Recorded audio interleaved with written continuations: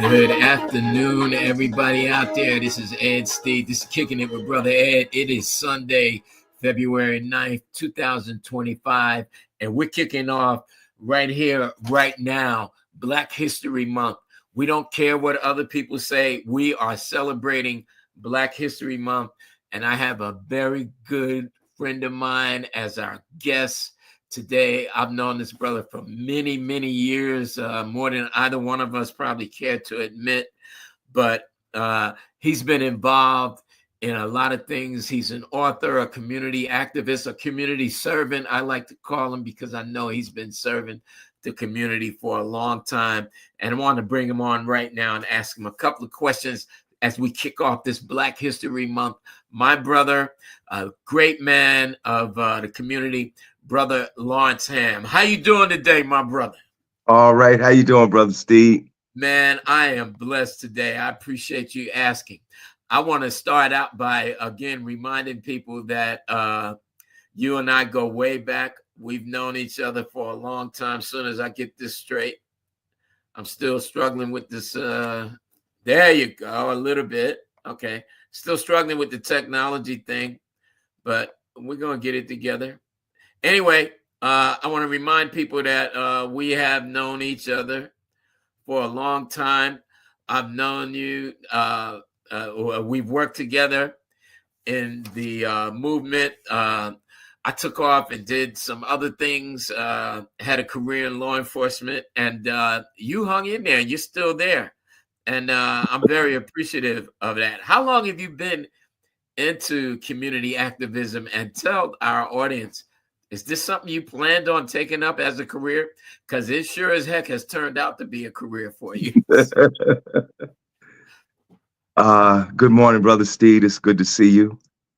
And yes, we are friends for probably almost half a century, I think. Absolutely. If not a little more. Right. But no, I did not. My plan, I didn't even know what a community activist was. I've been in the movement for justice for 54 years. It'll be 54 years in March. 54 years. That is awesome and incredible. Both you and I started because we became active as high school students. Yes. Because the movement, and when I say the movement at that time that we were in was the Black Liberation Movement, which we're still in. But I think we have a broader view now. We are partisans of the Black liberation struggle now, but we support the struggles of all oppressed peoples. Absolutely. But as young people, you and I came into consciousness during what was called the Black Power movement, you know, and it had a lot to do with the rebellion in 1967, which woke many of us up. You know, when I say woke us up, I don't mean literally, but aroused our consciousness to a state of awareness. You know, when we were in high school, our minds were on things that normal high school students think about, you know. But the uprising of 1967 compelled us to start to think about ourselves as part of a larger collective of Black people and the condition of Black people. And what was happening to Black people and what Black people were doing and so forth. And that's where we started. But I think when we started, you know, it was something that we wanted to think about and talk about and be involved in. But I don't think any of us thought that somehow this could be a career. I was in high school. I had probably if I had any clear career plans, I wanted to go to college. I wanted to go to law school. I wanted to be a lawyer. I hadn't even thought about being in politics. As a career, I was thinking about being a lawyer. And then the teacher strike in 1971, I was the president of the student government. You were a leader of student government in Central High School. I was. And, it forced us all, because we thought, we were told we weren't going to graduate, if we missed, because the strike was the longest in the history of the country. And the law was, if we missed 35 days, consecutive days of school, we wouldn't graduate. So we organized a response to that. And out of that, and when I say organized response, in Arts High, we walked out in March of 1971, marched down to the Gateway Hotel, which is now the Doubletree Hotel, and 400 of us marched down there, and about 200 of us got in, and we sat in, and the mayor, the first Black mayor of Newark, came and told Ken Gibson, said that he would deal with our demands. He didn't want us to get hurt or get arrested. And that led to me being appointed to the school board. And I served 3 years on the school board. And at that time, tried to continue the high school student movement that we started in. Then I came back to Princeton.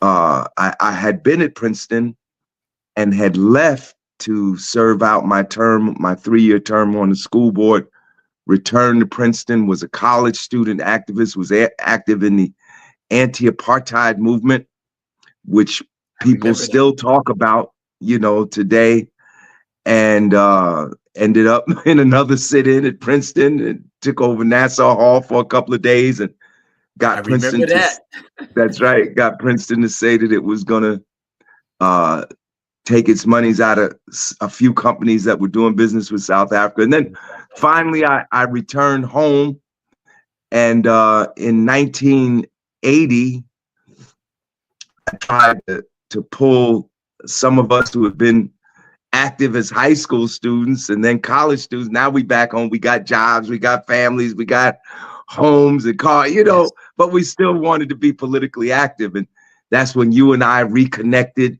and we began these discussions. I think we were meeting like once a month, informal.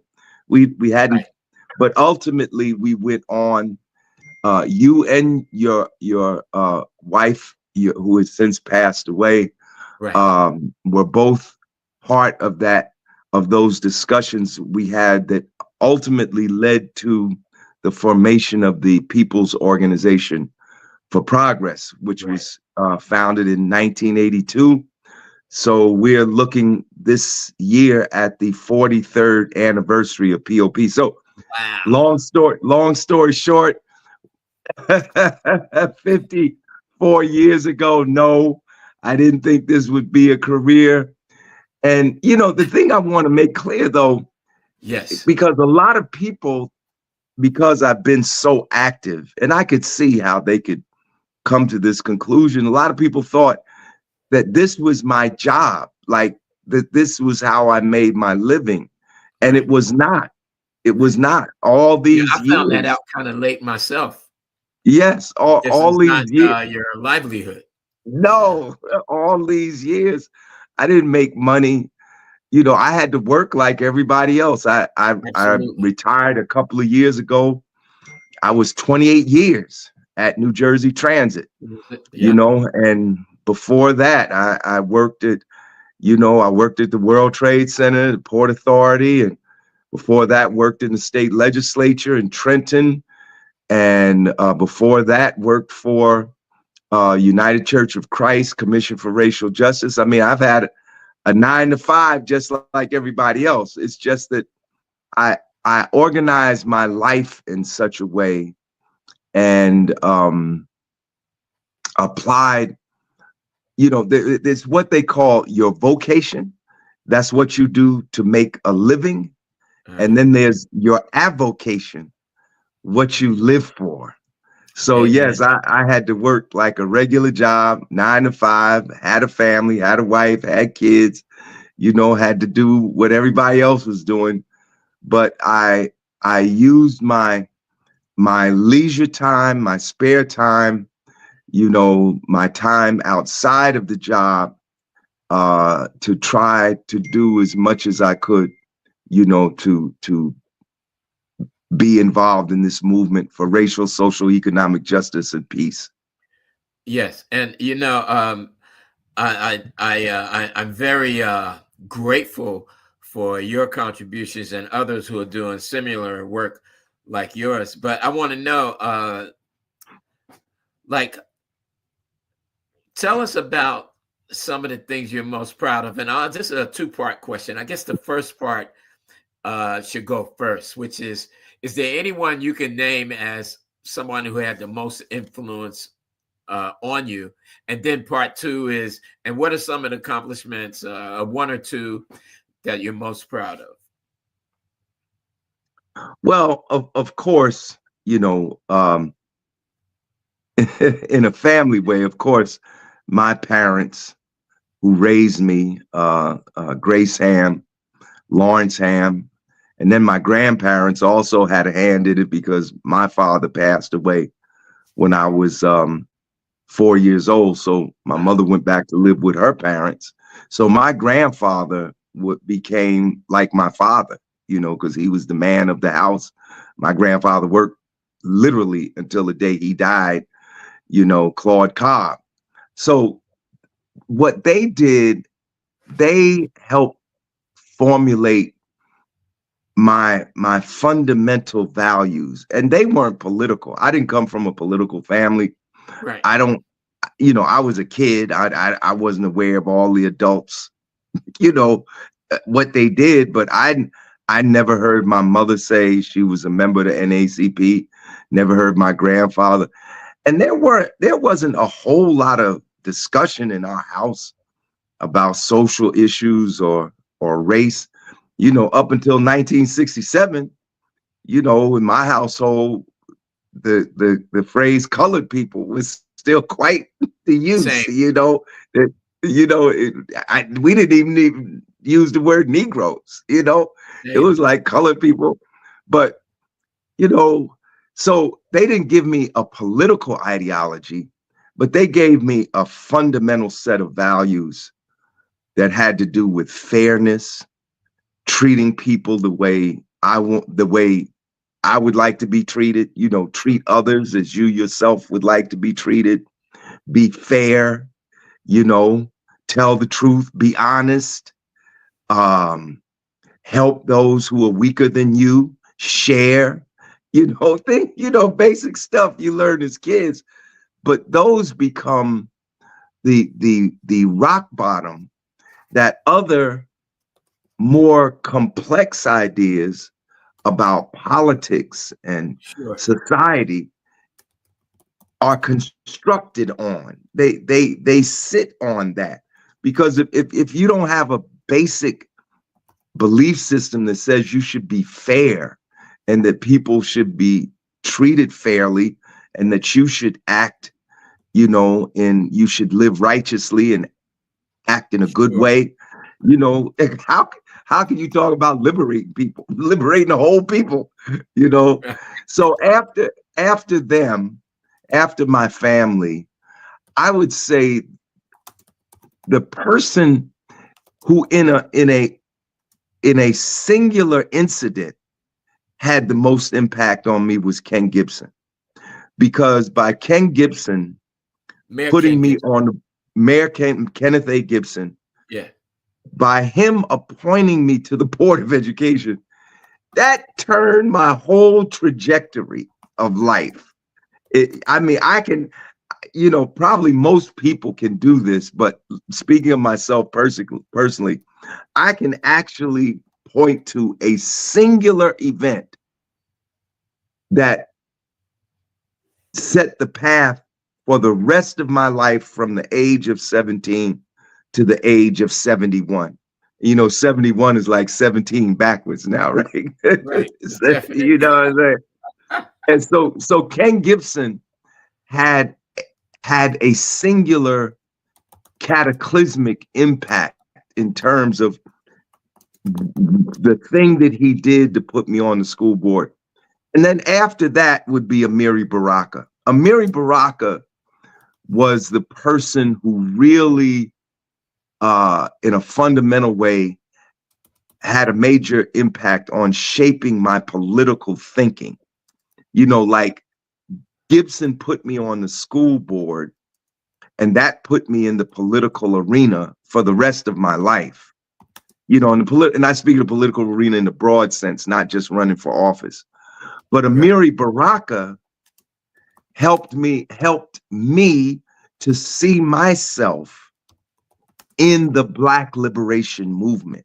Not just simply being in the political arena, but in fact being a partisan in the movement to uplift and liberate Black people. I would have to give that credit to Amiri Baraka. And then after Amiri Baraka, many other people were like, were helped to refine that basic, you know, that fundamental idea that there's that Black people and oppressed people, that there's a liberation movement, that we should be all part of that. And then there were other people, you know, along the way that helped to kind of fine tune that in terms of the specific ideas I have today. But in terms of who had the most impact, my family, Ken Gibson, and then Amiri Baraka. That's very interesting. And Amiri Baraka, as you and I know, and for the purpose of our viewing audience, I want to put this out. He's the father of Mayor Ras Baraka, whom in my view, you know, I don't want to get political, but in my view, Ras Baraka is the best mayor Newark has had. I've been in his presence many times and heard him speak. But anyway, you see on the banner on the screen, I put C-Fund, because that's where I know Amiri Baraka from, because I was one of the young students working for him. And, C-Fund was the main organization that handled the Pan-Africanism and all those things. That's right. That were waking us up in Newark. And C-Fund was the Committee for a Unified Newark. Yes. So that's and it's funny because C-Fund headquarters, Committee for Unified Newark headquarters, was literally right next to my high school. Like, I remember. That's where I worked. I had to catch. That's right. I had to catch the #1 bus on 16th Avenue, which came down Springfield Avenue, to then what was called High Street. We call it today Martin Luther King Jr. Boulevard. Right. And I would get off the #1 at the corner of High Street and Springfield Avenue, and his headquarters was right there. His headquarters is where the St. Benedict's gymnasium building is right now, because they tore all those buildings down from the corner all the way back, and they built the St. Benedict's gymnasium, and there's a small athletic field there. But the Committee for Unified Newark headquarters, which was popularly known as 502, because the address is 502 High Street, right? And but the name, it actually had a name, Hikalu Umoja, which is like House of Unity or Temple of Unity. Yeah, and he had right next to that, he had a bookstore called Nayumba Yaujima, which is like House of Cooperative Economics, you know. So this is all based on the what we used to call it the Nguza Saba. That's right. Kawida. See, you were in that before I was. You know, I was. Well, it's funny there because right. You were in that before I was. You know, and I have to say, truthfully, that yourself and many other students at that time were actually more politically advanced than I was. You know, I didn't really wake up politically until my senior year in high school. you know, and the second half of my senior year, I'm gonna be like really specific, you know. I didn't wake up, but many of you had actually participated as high school students, freshmen, sophomores, juniors, and seniors. You had participated in the election of Ken Gibson as mayor. I had not participated in that because I just didn't. I was just there. I got to tell you, I credit a lot of my consciousness, so to speak, on the influence you had on my life. Matter of fact, I'm gonna give you a quick example, then we're gonna move on because I know the clock's ticking. right. My son, you gave when I was in high school at Central High School. He doesn't look it, but he's a little bit older than me, just a few years. You gave myself and the brothers that I hung out with, there were about 5 or 6 of us. I don't know if you remember this. You gave all of us Swahili names. Yes. Mine was Akita, which meant leader. Kita. All right.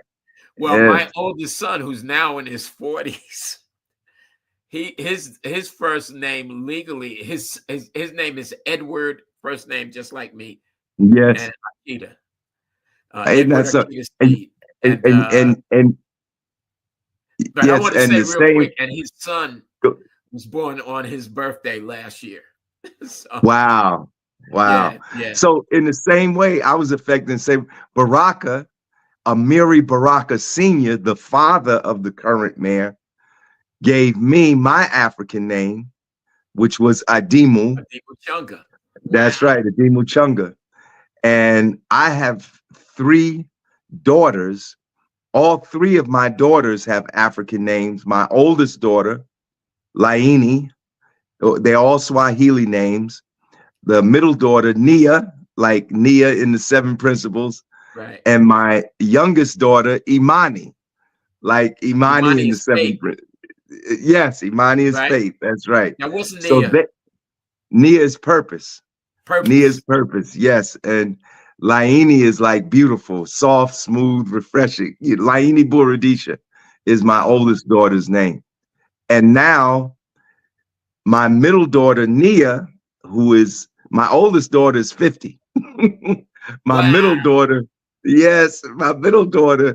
Nia, she's 40. She has had in the last 2 years 2 children. And the first one is named Eli Teo. So he has a Middle African name, just like you did with your son. And the second one is Kai Adimu Clark. So they gave, I didn't even ask them to do that. I didn't ask them to do that. They gave the second son a middle name. Well, he has a middle name. He has 2 middle names, one from his grandfather on Nia's side and one from his grandfather on Jason, her husband's side. Awesome. So this is how we just described how that influence rolled down, right? You gave me that. I mean, Amiri Baraka gave me an African name, and I gave you African name. You and Hodari and Babu and other brothers African names. I remember all of them. That's right. And then we all went and named our children. Yes. Gave them African names. So it's a real clear, line of to follow in terms of how that influence rolled down to us. It's good, even though I'm a preacher now, and I retired from law enforcement.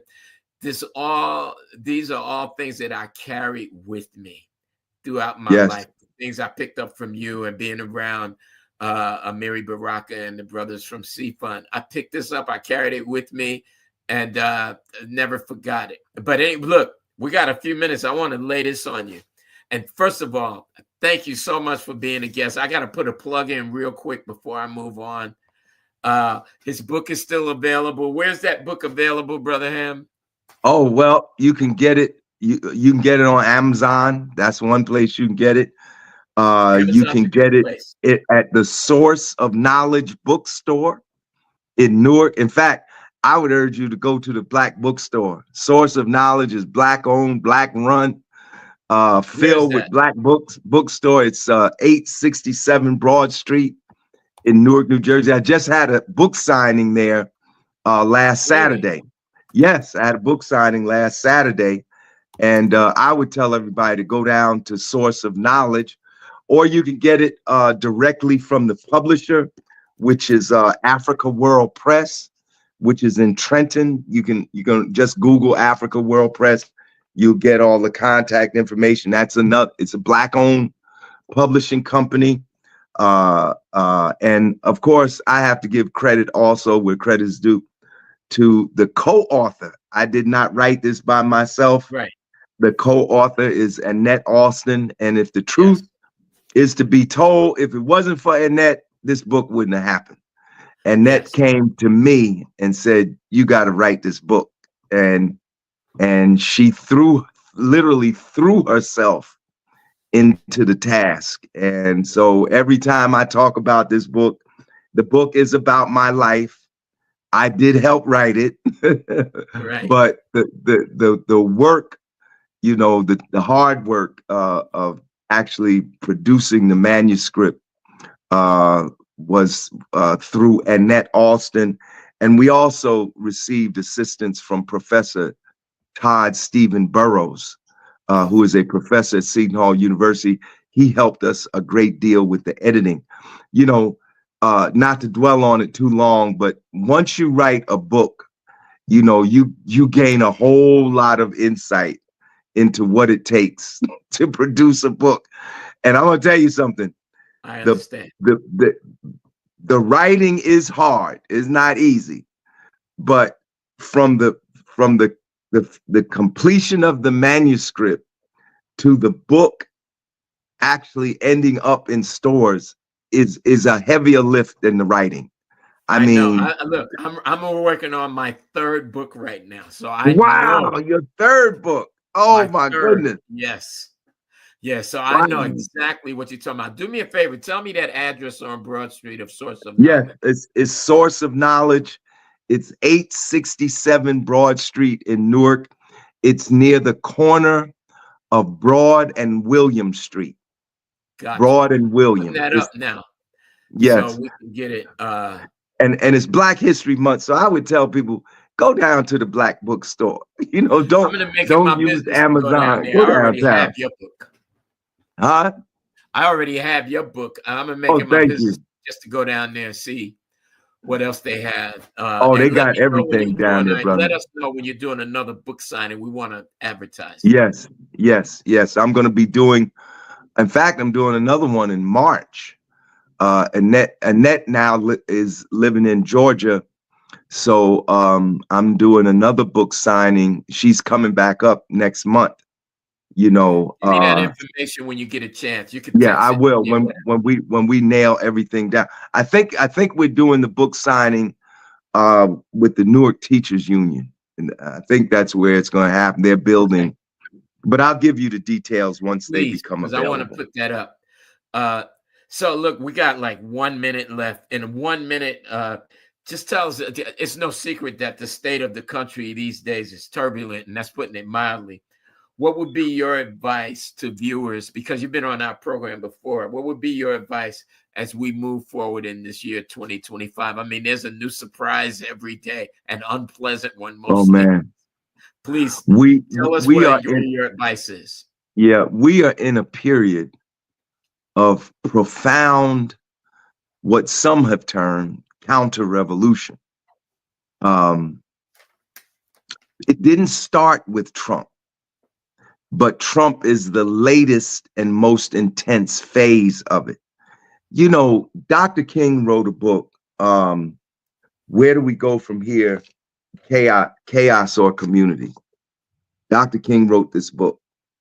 He wrote this book. It was published in 1967. In 1967, in this book, Dr. King says that the country he was still alive. 67, he was still alive. He said the country had already turned its back on the struggle it turned its back on the war on poverty and the struggle for racial desegregation. So King wasn't even assassinated. He was assassinated 1968. He was still alive when he was identifying the reactionary forces that were already trying to undermine what they had achieved less than a decade earlier. Wow. I mean, King was assassinated in 68. The Civil Rights Act was only passed 4 years earlier. Wow. The 1964 Civil Rights Act and the 1965 Voting Rights Act was only 3 years earlier. So this effort to undermine and overturn and block and sabotage and subvert Black progress has literally been going on for over 60 years. But and with each decade, it has intensified. The attack has intensified. And so we get finally to this phase, which I would say 2016, when Trump was first elected, and we see the coming to power of a political movement that actually has in its coalition white supremacists, white racists, neo-Nazis, Nazis, Confederates, neo-Confederates. It's crazy. You know, in the previous decades, they were there, but they were on the margins. Because remember, Goldwater reached out to the John Birch Society to be part of his coalition when Goldwater ran against Johnson. Right. And then Nixon had what? He had the Southern strategy, you know, to bring the white race, the white races who were pissed off with Lyndon Johnson because he signed the Civil Rights Act and the Voting Rights Act. Nixon made his appeal to those people, but he did it in a coded way. You know, they used all them code words, you know, and now you have Trump is no more code. It's like we're here in Black History Month. We don't even, we already know that agencies of the federal government have already been on notice. There's not going to be any more Black History Month celebration. Right. I mean, imagine, Steve, did you and I think when we were struggling to try to bring Black studies into the schools that we would come to a point where people were going to openly say, no more Black studies, no more Black history, no more Black studies. In fact, more than that, we're not going to let books by Black authors be in the curriculum. Like in Westfield, they tried to ban, Westfield, New Jersey tried to ban Toni Morrison's book, The Bluest Eye. Right. You know, people who track these things nationwide, they have banned 4,200 titles of books, many of which are about Black people, written by Black people, some written by white people, but they're about Black people. So we're in we need unity. Black people need unity today more than ever before. We need to be involved and engaged. We should not be tuning out, tuning off, and dropping out. We got to tune in, plug in, you know, and be involved. We got to vote. I know a lot of people upset, didn't come. Look, we got to vote. The irony is that this white supremacist fascist, because it is fascist as well as racist, movement that has come to power, they didn't seize power. They tried to seize power on January 6th, but basically it's been through the electoral Donald Trump it just got reelected. Right. Just like Hitler. Hitler didn't actually come to power through a seizure of power. He was running for office and, you know, was appointed chancellor, and there it was. So we gotta be more unified.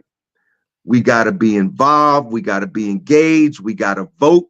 We gotta use our dollars wisely, support Black businesses, support businesses that support us, like a whole bunch of companies. Soon as Trump got elected, they done dropped their affirmative action and their DEI program.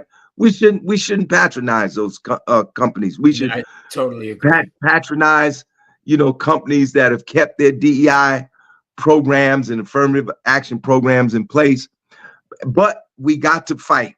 Most importantly, we got to fight back. And we got to march. We got to protest. I'm sorry. Go ahead, say brother. that again. I apologize. No. I'm just saying, what people talk about, they don't want to march no more. They don't. No, we got to march. People all over the world are marching. People are all over the world are protesting. It's not an option. If we want to get these people off of our back, I mean, look, Ed, our grandchildren are not going to have the same opportunities that we had. I mean, I went to Princeton. Ed, you know where I used to live on 12th Street. Right. And you saw where my mother worked in the cleaners on 16th Avenue. How did I get to Princeton? I got to Princeton because there was a civil rights movement. Princeton didn't even accept Black people at one time. So now we got to fight to make sure our grandchildren had the opportunities that we had. Now, I want to ask you this, and I'm all about it. Like I went shopping and spent a whole bunch of money at Costco because they don't support the Trump administration's departure. That's right. I spent a lot of money. I don't like Costco's for the expenditures that it causes me, but I did it and will continue to do it just for that. There's other stores that I'm going to discontinue going to, and at least one of them, maybe two. I love these stores, but they immediately took that that departure to heart. Departing from all the civil rights movement, the DEI, and all of that stuff. But I want to know, because I kept you a long time, and I know you. It's all right. Speaking here, right. That's all right. I want to know. You talked about a lot of good things, like unity and spending our money wisely. Is there an organization? Because people like to know. Like I always tell people, oh, you got to call your senator or whatever about this and that and the other thing. But I know they don't do it. I could tell by the look in the eyes. So is there a number or an organization like POP, for instance, where people could find themselves comfortable to unify and to do something? Right. There are many organizations that people could join. That's the other thing. Everybody should be part of an organization. I mean, we should be active also as individuals. Just like you said, we can call our political representatives, call them on the phone, let them know how we feel. We can write them letters. We can send them emails. We can go and have meetings with them. We can act as individuals. But ultimately, it takes collective action to bring the real pressure to bear to actually make the needle move. That's right. That's right. So, of course, I would put in a plug for the People's Organization for Progress, which you helped to found with me, 43 years ago.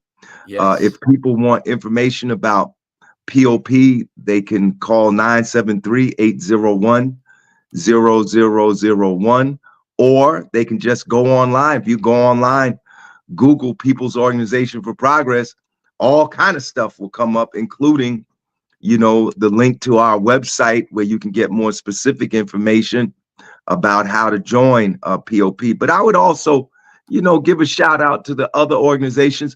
POP does not claim, will never claim to have all the answers, right, or have the way, to liberation. We work in coalition with a lot of different organizations, including the NAACP, which I would encourage people to be a part of. You are part of an organization of Black professionals called Noble, which is Black police professionals.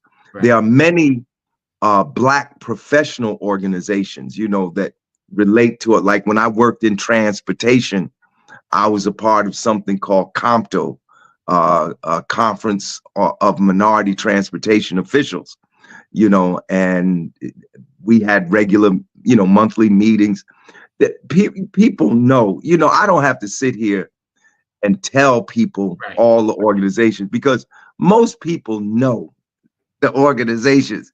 The question is, are you going to get involved?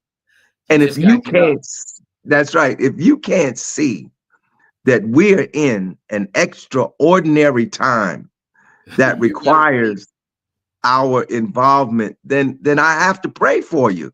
Yes. I have to pray for you, because we are catching hell.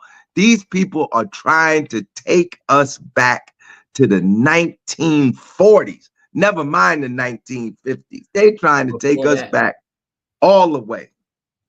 Because I know President Roosevelt started things like Social Security, and he had something That's to do 33. with Medicare. Yeah, Brother Ed, I'm on both of those. Yep. So, and they want to do away with those things. Yes. It's not just, that's why people think it's just an attack on Black people. It's not just, it is that don't lose sight of that. Right. It is an attack on Black people, but it's also a broader attack on society and the way society is organized. See, the same people that oppose, you mentioned Roosevelt. Roosevelt brought about Social Security. Before that, you just got old and you died. Yep. Roosevelt brought about Social Security, which was a result of the movement, the workers' movements in the 30s. Not only did the civil rights movement bring about the Civil Rights Act and the Voting Rights Act, but remember, Medicare came into existence the same year as the Voting Rights Act. I'm on Social Security and Medicare. They're getting ready to try to jack both of those up, because the Social Security fund has trillions of dollars in it, and these billionaires and trillionaires their mouths are salivating. Right, they want to get their hands on that money, and so they want to cut back Social Security, they want to cut back Medicare, they want to cut back Medicaid, they want to do away with public education. Like Trump just signed, or is getting ready to sign, an executive order to eliminate the Department of Education. And think about this. You know where the U.S. ranks in the world in terms of education? Most people say, well, we number one. No, we are number one. We're not even number 3. With 43 out of 200 countries in the world, the United States ranks 43rd in educational achievement. I am not surprised. And so in that context, now they want to abolish the Department of Education. So why be 43 when you could be 160? Yeah, let's just go straight to the bottom. But anyway, it's crazy. I appreciate so much your time and your willingness to hang in there and give us some really good food for thought. And this is we're recording this right now, but it's coming on, as I said from the outset, on Sunday. And I'm going to be sending notices out. I hope you will do the same and get people tune in. I think a lot of people can benefit from this. Man, we really appreciate you coming in. This is Brother Lawrence Hamm, and he always implied when we were younger, and I know you still do in your own way, action speaks louder. That's right. I remember I heard it in one of the rooms where we were meeting, that words are beautiful, but deeds are divine. That's right. That's right. That's from my old Kwbe days. I remember those words. I'm telling you, I used to hear people all these years, and I'll be 70 next year. So I remember it all. But anyway, you don't look it. You don't look it, brother. You don't look like you're coming in on 70. Praise the Lord. But listen, I hope to see you again. This is the second time Brother Ham's been on our program. I want to see you again. Maybe halfway through the year, we'll get an update on what's going on, because I know things are changing. This is taking us back to our roots, as it were, right? We're getting ready for, we had this huge march for Dr. King on January 18th, which you helped to publicize now, and over 308 organizations endorsed that march. We never had that happen with a POP event before. Now we're moving on to a political convention that is scheduled for Saturday, April 19th. We're going to have a people's not political, but people's convention. We're calling a people's convention on Saturday, April 19th. So I hope, as this develops, you'll give me an opportunity to come back and talk about it. Yes, that's April. I want to talk to you about our Noble event too, but we're going to, you're going to hear more about that, the political convention coming up on Saturday, April 19th. And it just so happens that the group that I'm with now, Noble, I've been with Noble for many years, actually, the National Organization of Black Law Enforcement Executives. We have a program we're putting on March 1st, as this flyer says. And it's a 3-part program. Let's talk about public safety, and we're solution oriented. We're not just going to get together and talk. We're going to come up with some real solutions. And it's based on the 6 pillars for those of you who know, and those who don't, just listen real quick. The 6 pillars of President Barack Obama's 21st century study on policing.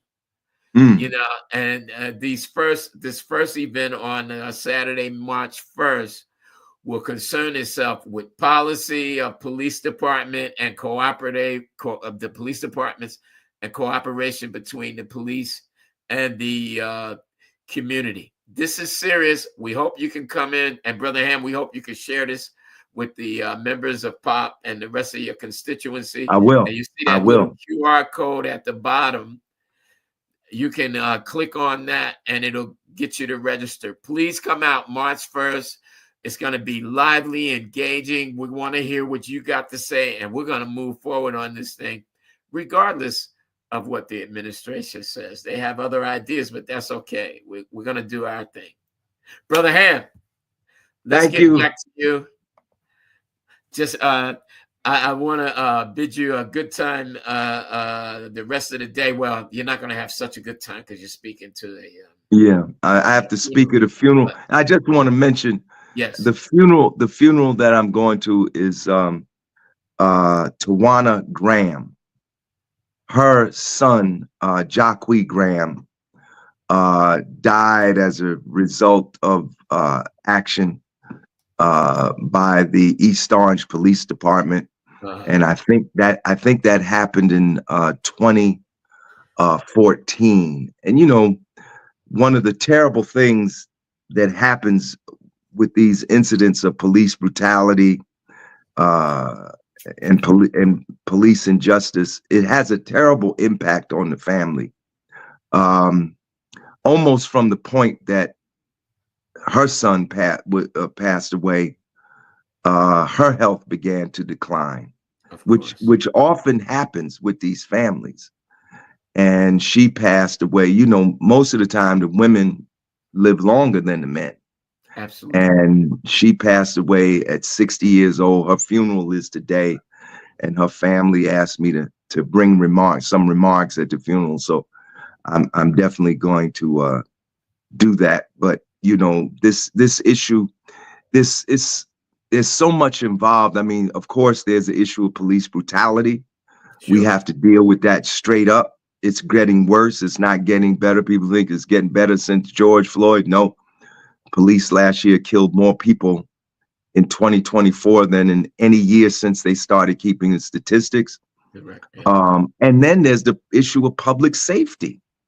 In our community, we just had an incident where a 9-year-old child was killed over in the South Ward of Newark, New Jersey. These criminal elements they shooting out or trying to shoot and kill other people.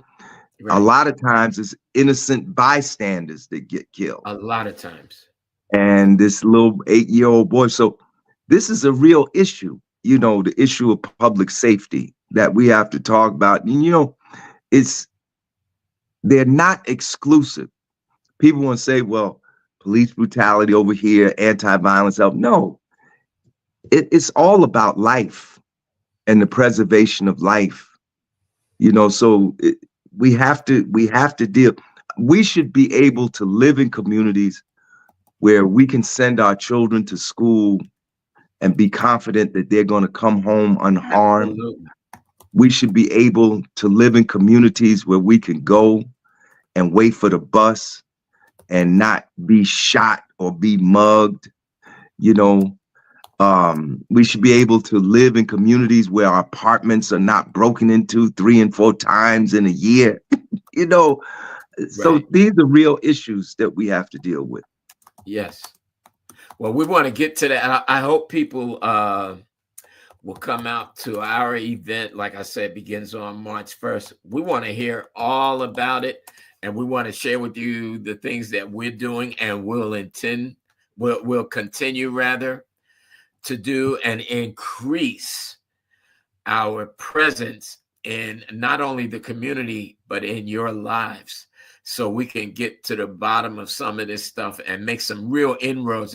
You know, it's sad that in 2024, there's been more violence against community people on the part of police ever since the records have been kept. That's unacceptable. We don't accept it. We don't want you to accept it. We hope you come out. Listen, right. We're going to try to, we're going to let you go, Brother Hamm. We're going to sign off now. We love you. All God right. bless you. Love you too, brother. Man, I'm glad we both still standing. Man, you're doing a great thing. I remember you from all of these years. So I still remember you with fondness, and you're still doing the same thing. Be encouraged. Thank you. Thank you, brother. And you too. God Stay bless strong. you. God bless. All right, now, enjoy your, have a good rest of your day. Not enjoy. Thank you, brother. Thank you. Okay. Bye-bye. God bless you, family. We love you. This is Ed Steve from Kicking It with Brother Ed. I'm going to be signing off. I hope to see you in 2 weeks. We're going to have another special guest as we continue to celebrate Black History Month. We want to celebrate it. We want you to be a part of it. And we look forward to seeing you then. All right? I'll be signing off now. God bless. Peace.